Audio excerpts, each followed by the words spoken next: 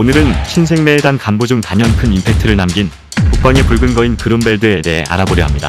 그룬벨드는 천년 제국의 매편 성마전기의 장 이후로 등장한 비교적 신규 캐릭터라 할 수 있는데요.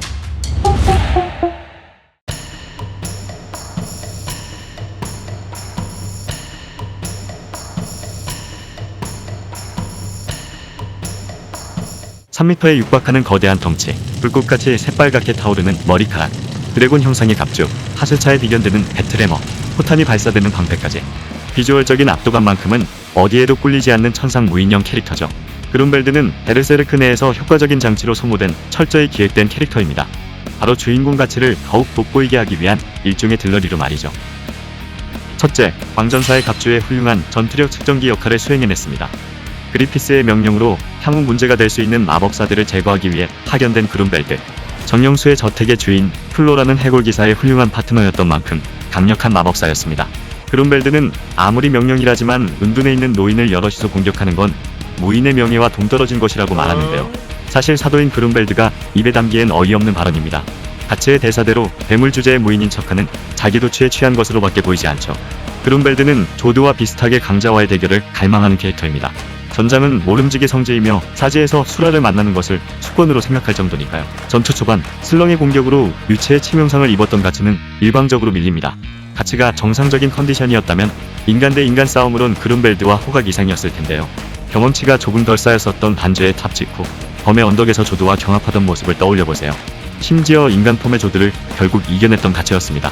조드와 그룬벨드 중 누가 더 센가? 이에 대한 독자들 의견이 갈리지만 오피셜 가이드북을 참조하면 근력과 지구력은 거의 동일하나 민첩성과 지력, 정신력은 조드가 훨씬 우세합니다. 우여곡절 끝에 광전사의 갑주를 착용한 가츠. 이후엔 일방적으로 후드려 맞는 그룬벨드의 샌드백 쇼가 펼쳐집니다. 인간 폼일 때는 보기 안쓰러울 정도로 박살나고 마는데요. 결국 자신의 패배를 인정하며 선배 조드의 졸렬함을 따라 사도로 변신합니다. 강철보다 견고한 붉은 수정으로 이루어진 거대한 화룡으로 변신한 그룬벨드. 신생매에 간부답게 사도품이 간지나는 모습이죠. 독자들이 그 비주얼에 감탄하기 무섭게 바로 공격을 허용하고 맙니다. 광전사의 갑주가 위험하지만 얼마나 대단한 물건인지 전투력 측정기 역할을 제대로 해내죠. 그냥 설명충 클리셰처럼 TMI를 늘어놓는 모습도 보여주네요. 당시 가츠는 중상을 입고 갑주에 적응하지 못한 상태라 온몸이 넝마 조각이 됩니다. 일행들과 자리를 벗어나는 게 중요했던 상황. 결국 승부를 가리지 못합니다. 독자들은 여기서 또 누가 이겼니 졌니 설왕설래가 많지만 해신을 처치하며 다량의 경험치를 습득한 현재의 가츠라면 사도화된 그룬벨드 이상의 전투력을 보여줄 게 분명합니다. 둘째, 미우라 켄타로 작가와 그의 어시스턴트들은 그룬벨드를 가짜 가츠로 불렀습니다. 알기 쉽게 이미지로 비교해볼까요? 대포가 장착된 왼손 의수와 대포가 숨겨져 있는 거대 방패, 군대에서 1순위로 피해야 한다는 스포츠 헤어스타일, 보통의 평균치보다 훨씬 압도적인 피지컬, 처절하고 비극적인 과거사까지 소설 염룡이 기사에 실렸던 사파를 보시면 더욱 결정적인데요. 그룬벨드가 인간일 당시 포탄에 입은 상처는 대놓고 가치를 연상시킵니다. 실명한 오른쪽 눈, 살점이 날아간 왼쪽 팔. 미우라 작가에 의해 완벽히 기획된 뚜렷한 목적성을 지닌 캐릭터임이 확실해지는 장면이었죠. 가치를 오마주했다고 볼 수 있는 그룬벨드의 이러한 모습들은 독자들의 상상력에 대한 욕구를 어느 정도 충족시켜 주었습니다. 평행세계에 가치가 있다면 어떤 모습이었을까? 그가 사도가 될 운명이었다면 이야기가 어떻게 전개되었을까? 이러한 궁금증에 대한 일종의 보너스 부록처럼 말이죠. 결국 가치와 그룬벨드의 결정적 차이는 끝까지 인간으로서 운명에 저항했느냐 마느냐입니다. 그룬벨드의 배틀해머에 액세서리 마냥 달려있는 베에리트를 보세요. 가츠에게도 백작에게서 빼앗은 베에리트가 있지만 그는 끝내 사용하지 않을 겁니다. 베르세르크의 작품 주제가 인간이 불가항력적인 운명에 대항할 수 있는가 이기 때문이죠. 가츠가 인간이 아니게 되는 순간 작품은 치명적인 모순에 빠지게 됩니다. 가츠의 베에리트는 최후의 순간 다른 방식으로 소모되리라 짐작되네요. 가츠와 그룬벨드, 사실 근본적인 천성은 큰 차이가 없는 두 캐릭터입니다. 완고하고 무뚝뚝한 성격을 기본으로 하고 있죠. 의외인 점은 그룬벨드가 베르세르크 작중에서 보여준 꼰대 무인의 모습을 소설에선 찾아보기 힘들단 것입니다. 주변인에게 굉장히 헌신적이고 진실된 모습을 보여주는 무뚝뚝하지만 스윗한 대형견 같은 느낌이랄까요. 하지만 소중한 이들을 잃는 비참한 과거를 겪고 다시 태어난 그룬벨드는 농담을 싫어하는 한없이 진지하고 융통성 없는 성격의 빛가이가 되었습니다. 사도가 되면 인간일 때보다 난폭해지는 게 일반적이지만 그런 경우와는 별이 다른 성격 자체의 변화가 아닌가 할 정도의 차이가 느껴집니다. 확실히 그룬벨드의 과거 모습은 독자들 대부분에게 매력적으로 다가왔을 겁니다. 오죽하면 염룡의 기사가 그룬벨드 세탁기용 소설이란 얘기도 있을 정도니까요.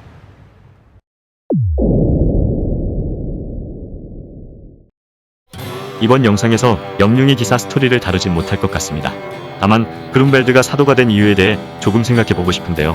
어떻게 보면 작중에서 공개된 사도의 비하인드 스토리는 비슷한 경향을 보입니다.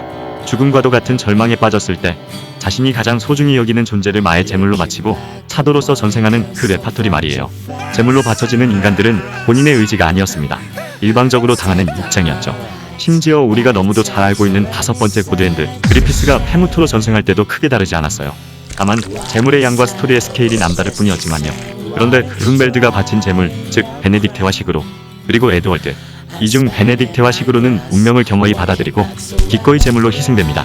그룬벨드는 두 여자를 적국 튜더에게 유린당하게 둘 수 없었기에 스스로의 손으로 목숨을 앗아간 셈입니다.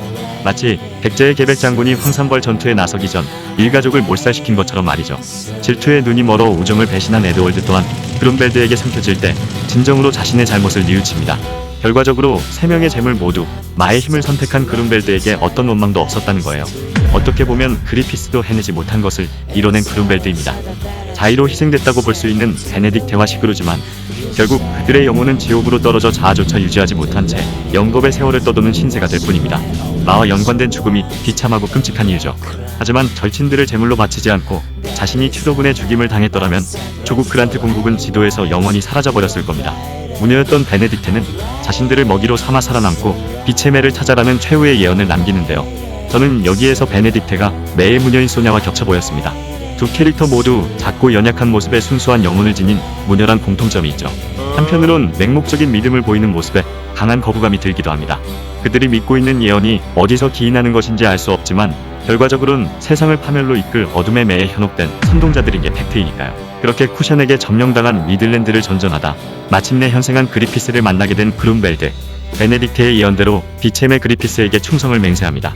그룬벨드는 끝까지 그리피스의 무장으로서 숨이 끊길 때까지 인상적인 활약을 보여줄 거라 예상되네요. 개인적으로는 가츠의 드래곤 슬레이어의 최후를 맞이하길 희망합니다. 화려운 그룬벨드를 처치한다면 이름 그대로 드래곤을 죽인 검이 될 수 있을 테니까요.